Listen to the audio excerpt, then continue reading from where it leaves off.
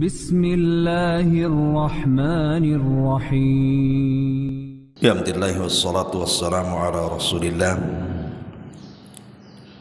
wa ala alihi wa sahbihi wa mawalah wa la hawla wa la quwwata illa billahi wa ba'du.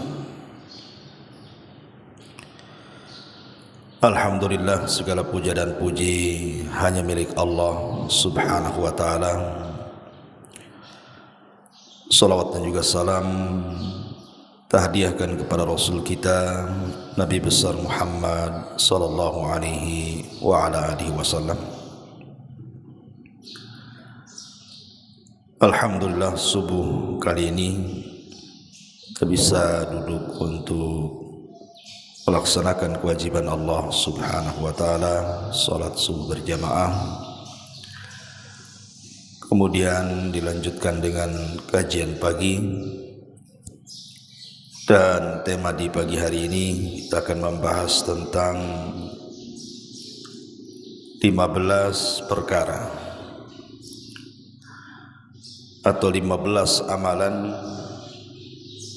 yang kalau kita lakukan maka kita tidak akan disentuh oleh api neraka.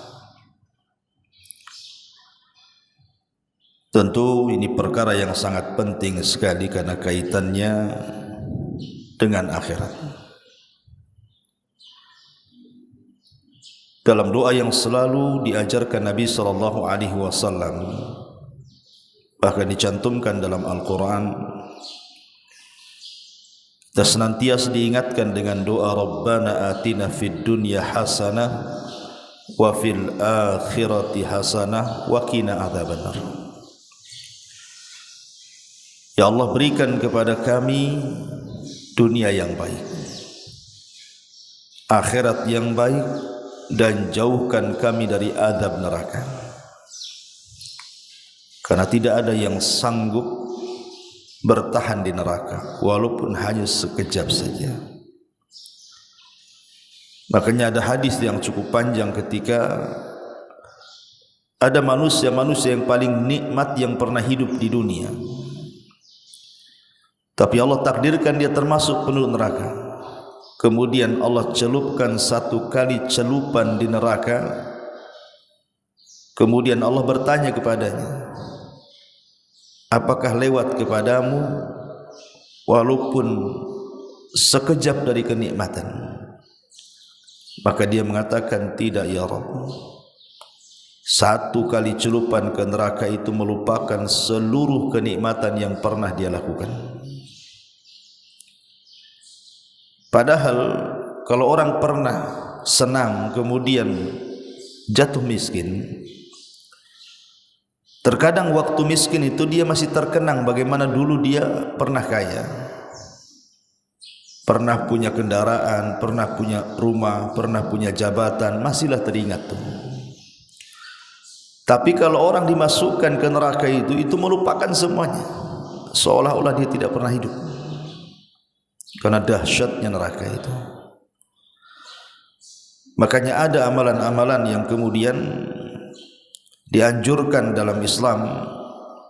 Amalan-amalan ini bisa menjauhkan kita dari api neraka. Yang pertama, qaulu la ilaha illallah, ucapan tauhid, ucapan la ilaha illallah. Dan itu berdasarkan hadis Itban ibn Malik al-Ansari radhiyallahu anhu. Nabi sallallahu alaihi wasallam bersabda, innallaha qad harrama 'alan nar man qala la ilaha illallah yabtaghi bidzalika wajhallah. Sesungguhnya Allah subhanahu wa ta'ala telah haramkan atas neraka orang yang mengucapkan kalimat la ilaha illallah, dan dengan kalimat itu dia mencari betul-betul wajah Allah subhanahu wa ta'ala. Ini yang pertama, kalimatut tauhid. Kemudian yang kedua, al-imanu billahi wal yaumil akhir, keimanan yang kuat kepada Allah dan keimanan yang kuat kepada hari akhir. Dan itu disebutkan di dalam Al-Quranul Karim. Allah Subhanahu wa taala mengatakan, "Inna fi khalqis samawati wal ardh wa ikhtilafil laili wan nahar la ayatin liulil albab alladzina yadhkuruna Allaha qiyaman wa qu'udan wa 'ala junubihim wa yatafakkaruna fi khalqis samawati wal ardh rabbana ma khalaqta hadza batilan subhanaka faqina adzabannar." Sesungguhnya pada penciptaan langit dan bumi dan silih bergantinya malam dan siang adalah tanda dari tanda-tanda bagi orang-orang yang berakal, di mana orang-orang itu adalah orang-orang yang senantiasa berzikir kepada Allah, baik dalam keadaan berdiri, duduk, ataupun di atas lambung-lambung mereka. Dan mereka senantiasa berfikir tentang penciptaan langit dan bumi. Kemudian mereka berkata, "Ya Rabb kami, Engkau tidak pernah menciptakan ini semua secara sia-sia. Maha suci Engkau, maka selamatkan kami dari azab neraka." Ayat ini menunjukkan bahwa berfikir akan Allah Subhanahu wa taala dan ciptaan-ciptaannya itu bisa menjauhkan kita dari api neraka. Begitu juga berfikir tentang akhirat juga sama. Makanya doa tadi menunjukkan bahwa kita disuruh untuk berdoa kepada Allah, Rabbana atina fid dunya hasanah wa fil akhirati hasanah. Setelah kita meminta akhirat yang baik, kemudian kita diajarkan untuk berlindung dari api neraka. Waqina adzabannar. Ini yang kedua. Yang ketiga, as-salawatul khams. Salat 5 waktu. Ala mawaqitiha, tentu dilaksanakan dengan cara tepat waktu. Disebutkan dalam hadis Hanzalah Al-Asadi radhiyallahu anhu, dikeluarkan Imam Muslim dan yang lainnya. Nabi SAW mengatakan, "Man hafadha ala salawatil khamsi ala wudu'iha wa mawaqitiha wa ruku'iha wa sujudiha yaraha haqqan lillah alaihi harrama 'alan nar." Barang siapa yang menjaga salat 5 waktu, dia jaga wudunya, dia jaga waktu-waktunya, dia jaga ruku dan sujudnya, maka kewajiban Allah mengharamkan padanya api neraka. Kemudian yang keempat, salat fajar berjamaah, salat subuh berjamaah. Nabi SAW mengatakan dalam hadis Anas ibn Malik radhiyallahu anhu, kata Nabi SAW, "Man shalla lillahi arba'ina yawman fi jama'atin yudrik at-takbiratal ula kutibat lahu bara'atani, bara'atu min nar wa bara'atu minan nifaq." Kata Nabi SAW, barang siapa yang salat karena Allah, dalam riwayat salat subuh 40 hari saja dan berjamaah, dia mendapatkan takbiratul ihram, maka akan dicatat 2 keutamaan. 1, dilepaskan dari neraka, dan 2, dilepaskan dari sifat kemunafikan. Kemudian yang kelima, yang keenam, al-muhafadhatu ala arba'i raka'atin qabla dhuhri wa arba'i ba'daha, menjaga 4 rakaat salat sunnah setelah dan sebelum zuhur. Menjaga 4 rakaat sunnah sebelum atau sesudah zuhur. Dari Ummi Habibah, istri Nabi SAW, beliau menukilkan hadis Nabi SAW, "Man hafadha ala arba'i raka'atin qabla dhuhri wa arba'i ba'daha harramahullahu 'alan nar." Barang siapa yang menjaga 4 rakaat sebelum zuhur dan 4 rakaat setelah zuhur, maka Allah haramkan padanya api neraka.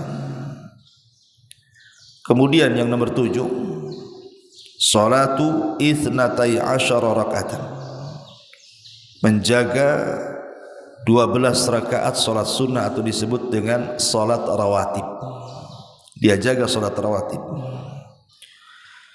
Disebutkan dalam Sunan, dikeluarkan Imam Nasai dari Anas ibn Malik radhiyallahu an, man shalla fi yaumin 12 rak'atan harramahu Allahu lahmahu 'alan nar. Barang siapa yang menjaga 12 rakaat salat sunnah, maksudnya salat rawatib, Allah haramkan dagingnya dari api neraka. Kemudian yang nomor 7, nomor 8, nomor 7, husnul khalqi, husnul khuluqi wa layyinul janibi. Husnul khuluqi wa layyinul janibi, senantiasa menjaga akhlaknya. Dari Abdullah bin Mas'ud radhiyallahu anhu, Nabi SAW mengatakan, ala ukhbirukum biman yahrumu 'alan nar, maukah aku kabarkan kepada kalian orang-orang yang akan diharamkan dari api neraka? Sahabat mengatakan, tentu wahai Rasul. Maka Rasul mengatakan, ala kulli qarib hayyin sahlin,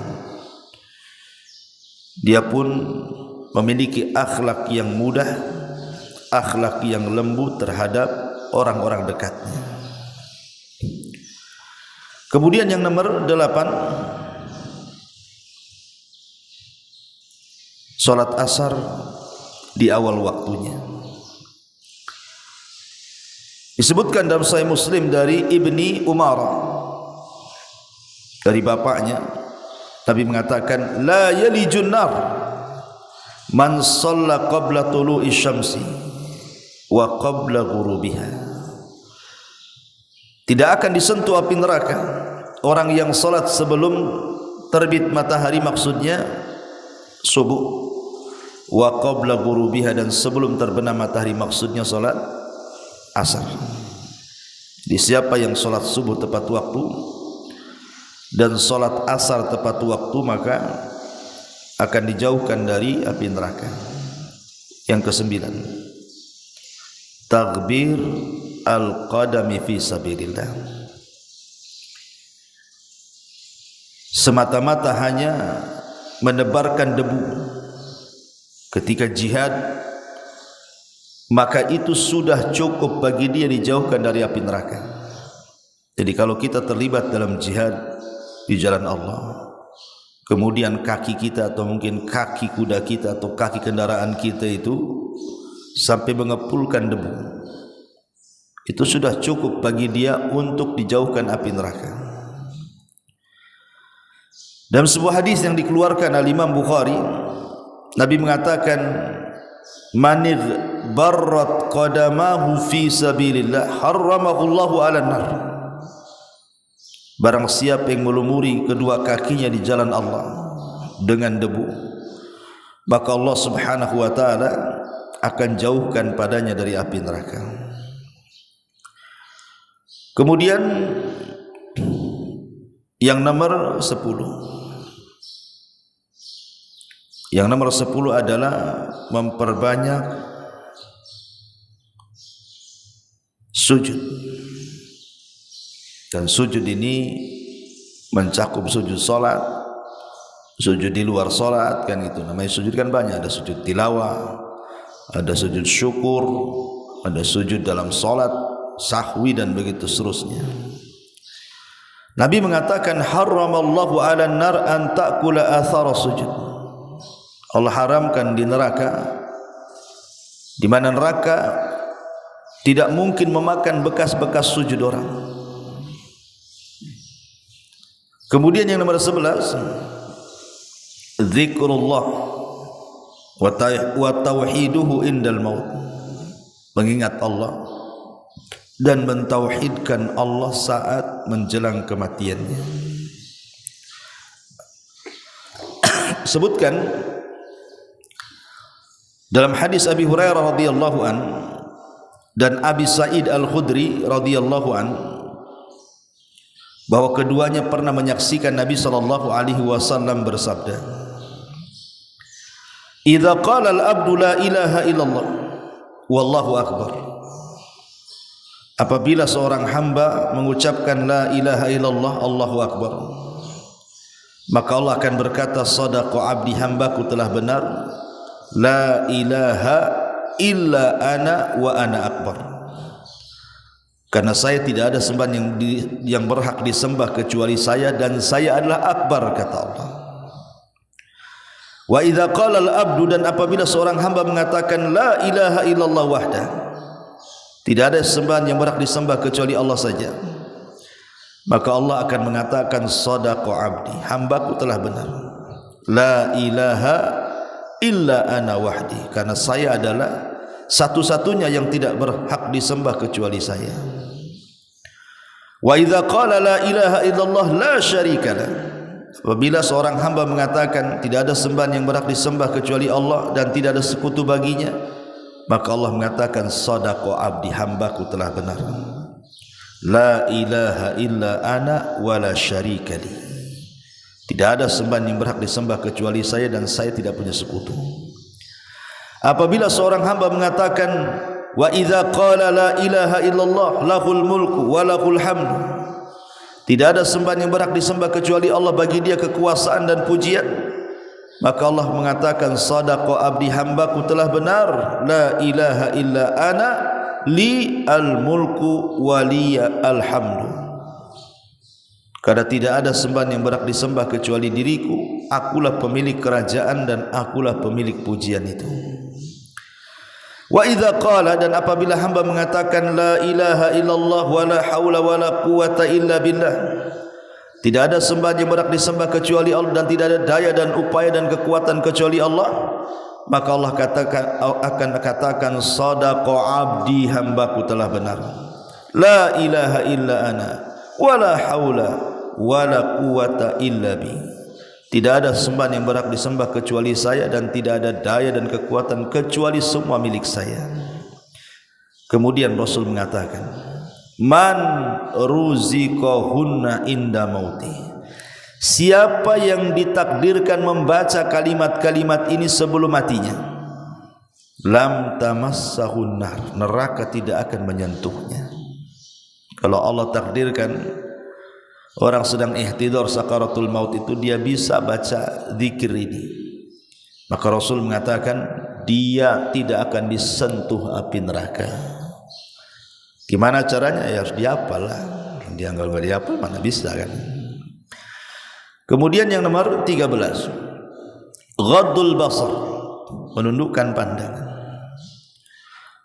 Diriwayatkan oleh Imam Tabrani dalam Mu'jam Al-Kabir dari Bahz ibn Hakim, dari bapaknya, dari kakeknya, Rasul mengatakan, "Salasatun la tara a'yunuhumun nar." 3 kelompok mata mereka tidak akan melihat api neraka. Ainun harasat fi sabilillah, mata para mujahid yang sedang berjaga-jaga di jalan Allah. Wa ainun bakat min khasyatillah, mata yang menangis karena takut kepada Allah Azza wa Jalla. Yang ketiga, wa ainun ghadat an maharimihillah, dan mata yang senantiasa menundukkan dari hal-hal yang diharamkan Allah Subhanahu wa ta'ala. 3 mata yang tidak akan melihat neraka. Matanya para mujahidin, matanya yang takut kepada Allah, dan mata orang-orang yang menundukkan pandangan dari yang diharamkan. Kemudian yang nomor 14, as-sabru ala faqdil walad, sabar ketika kehilangan anak yang dicintainya.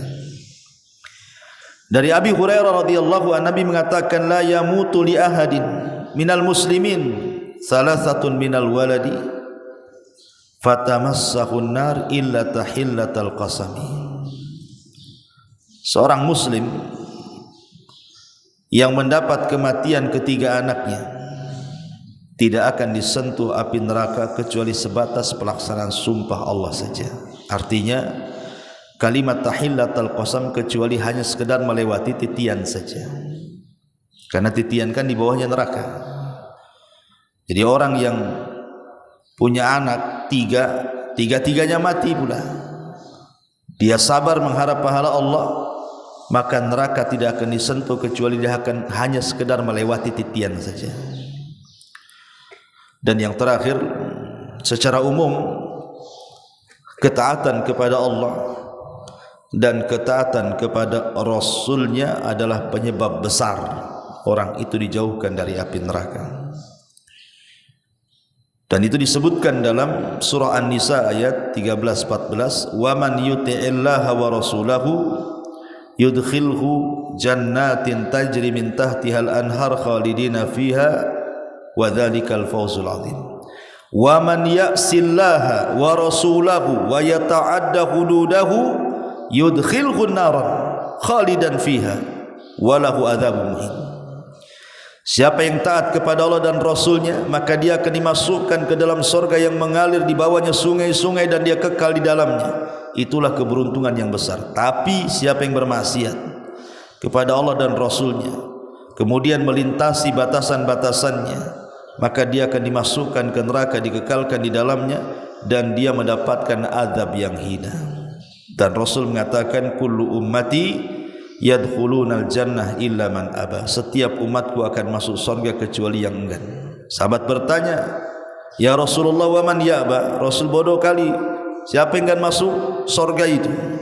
Maka Rasul mengatakan, man ata'ani dakhalal jannah wa man asani faqad aba. Siapa yang taat kepadaku dia akan masuk surga, dan siapa yang bermaksiat kepadaku maka dia diancam dengan neraka. Inilah 15 amalan-amalan yang dirangkum oleh para ulama. Siapapun yang mengamalkannya, maka Allah Subhanahu wa taala akan jaminkan ia tidak akan disentuh api neraka. Wallahu a'lam bishawab. Dan manfaatnya subhanaka wa bihamdika asyhadu an la ilaha illa anta astaghfiruka wa atubu ilaik. Allahu ta'ala alam. Assalamualaikum warahmatullahi wabarakatuh.